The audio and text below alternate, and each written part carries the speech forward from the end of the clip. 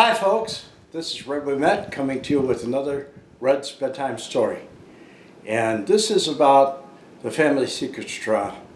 In 2002, I got a call from Tom Moriarty.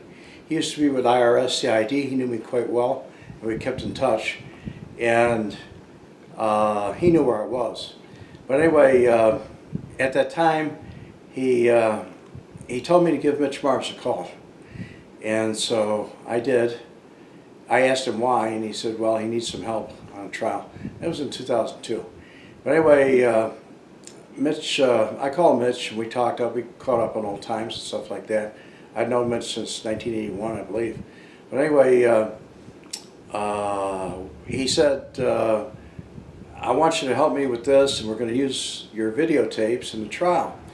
And so he said, we need you there to corroborate what's said on the tapes. And so I said, okay. And he said, do you mind if I send some of my investigators down to talk to you? Which would have been Chris Mackey and Mike McNamara. Anyway, they came, at first I was hesitant. I said, don't tell me they're FBI agents. He said, yes, they are. And I said, okay. And he sent them down. But they came down and we talked. And the next trip, Mitch came. And we had some transcripts and some things that were old, and I never knew how much of the tapes they were going to play. But it went on for years, and then finally Joey Lombardo went on the lam, and so did Frank Schweihs. They were both gone, nowhere to be found. And that was in 2006, I believe. But they got them in 2007 when we went to trial. Well, when I came for trial, I stayed at this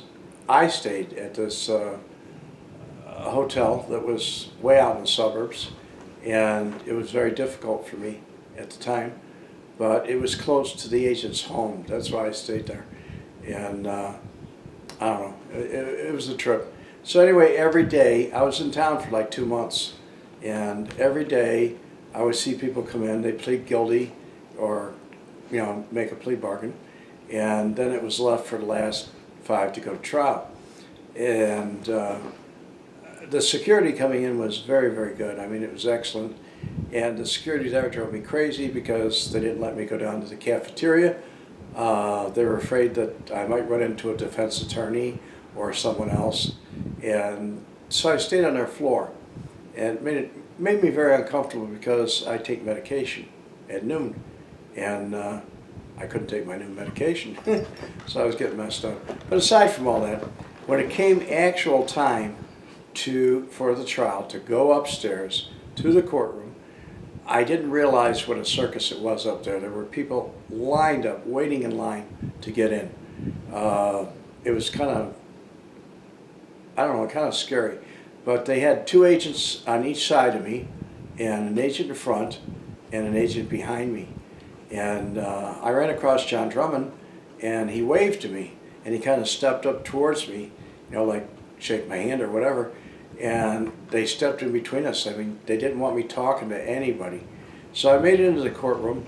It was filled with spaghetti wire all over the floor from their electronic equipment, and I testified. I got through the testimony, which really wasn't that bad. I mean, Rick Halpern kind of stepped in the mud when he asked me about where I first met people like Joey, and I told him American Bonding, and I said that's where I met everybody, and he said one of the people I mentioned was Tony Spilotro, and he said, and where were their offices?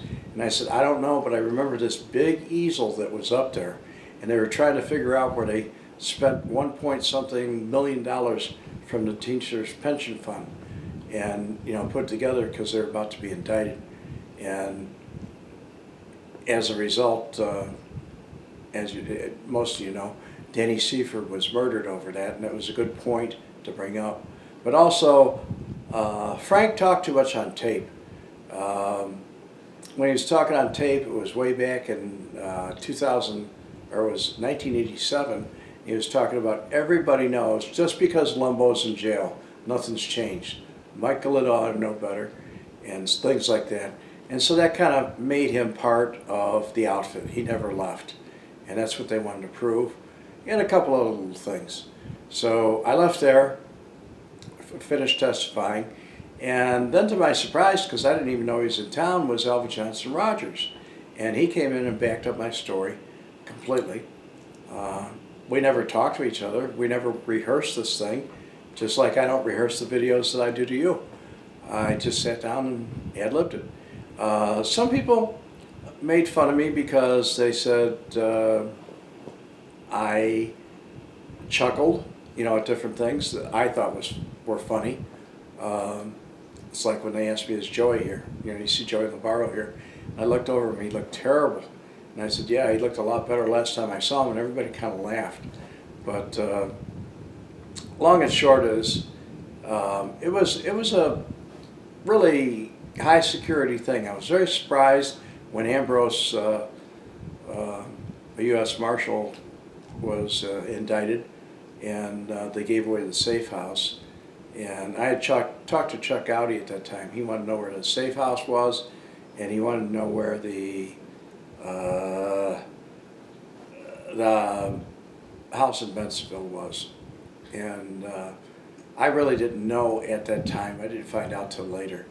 But I got on a plane, came home with escorts. They came with me. We had 5 of us come back with me. And there I was at home, and I haven't been there for another trial since. And I don't think there's going to be another one. But anyhow, I'm glad it's Friday, and Sunday, as you know, is Father's Day. And for all you dads out there, I hope your wives and kids remember you, just like on Mother's Day. I hope your kids and husbands remember you.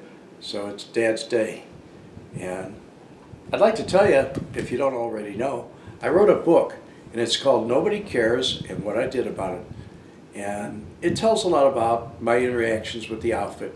You can buy it or order it at redwemette.com, or the shop button on my Nobody Cares page, Nobody Cares What I Did About It page. That's an autographed edition. If you want to buy it through Amazon, you can buy it on Amazon. You can buy it at Barnes & Noble. They don't stock it.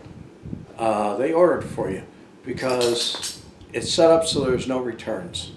If there's something wrong with it, you have to send it to the people that actually got it. But I will autograph it to you if you want it. Same price. It's same price.